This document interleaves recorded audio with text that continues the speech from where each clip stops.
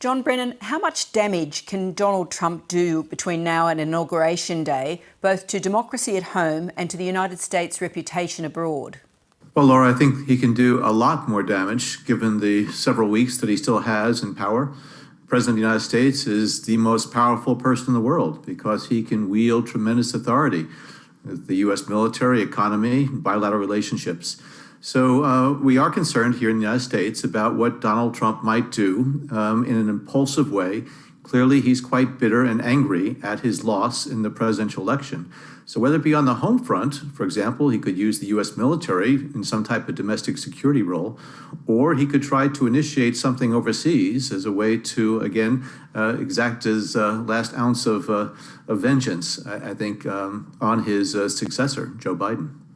Your recent book, Undaunted, reflects on your long career in the national security and foreign policy establishment in Washington, and you worked with President-elect Biden in the Obama White House. How hard is it going to be for him to bring that establishment back into play when he gets into office? Joe Biden knows that the United States' strength on the world stage derives a lot as a result of the relationships that we've established over the last century with close partners, such as Australia, making sure that those relationships that run the span of different types of engagements, whether it be military, economic, political, multilateral, that these are going to be revitalized. And I think that's what he's going to do, certainly early on. But he's also going to have to come to terms with China and Russia in terms of trying to initiate some type of constructive dialogue there, because it's important for relations among the superpowers to be on a more stable level. Obviously, the focus in America has been very much on Russian intervention in US politics, but here in Australia, we're much more interested in what's been happening with Chinese interventions in our politics. How do you judge the relative threat of what the Russians and the Chinese are doing to disrupt politics around the world? I do think that the United States, Australia, and other countries have to be very aware of what the Russians and Chinese will try to do across the full range of bilateral relationships, whether it be on the economic front, the military front, the trade front. And so therefore, Xi Jinping in Beijing, I think, is somebody who is very patient, but also very determined to try to enhance China's standing worldwide.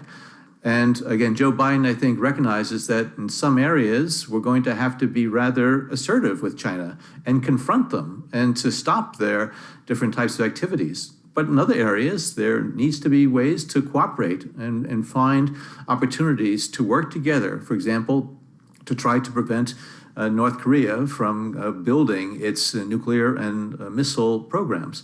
So I do think that Joe Biden is going to be, again, pragmatic when it comes to dealing with China, confronting China when he must, but also cooperating with China when he can. Australia's opted to publicly push back very hard on China in recent times, to its cost. Do we have an alternative, or for a middle power like us, is that the only path ahead? I think countries have to stand up to China, and I think there's a certain posture that needs to be taken publicly to ensure that China, as well as citizens of their own countries, of Australia and other countries, realize that there's not going to be any type of capitulation to Chinese pressure. At the same time, I think it's much more productive to have the dialogue in private to really be able to wrestle through the issues that are troubling the relationship. So I do think it's important for Australia and other countries to speak out when they believe that China has exceeded its appropriate bounds as far as what it does, what it says publicly. But also I think it's critically important that there be these bilateral exchanges that are done in the quiet realms of diplomacy as opposed to in the public airwaves. John Brennan, thanks so much for joining us. Thank you so much, Laura. Hi, I'm Lee Sales. Thanks for watching this story. If you'd like to watch more of 730's stories, they are on the left of your screen. And tap on the button below to subscribe and get the latest from ABC News.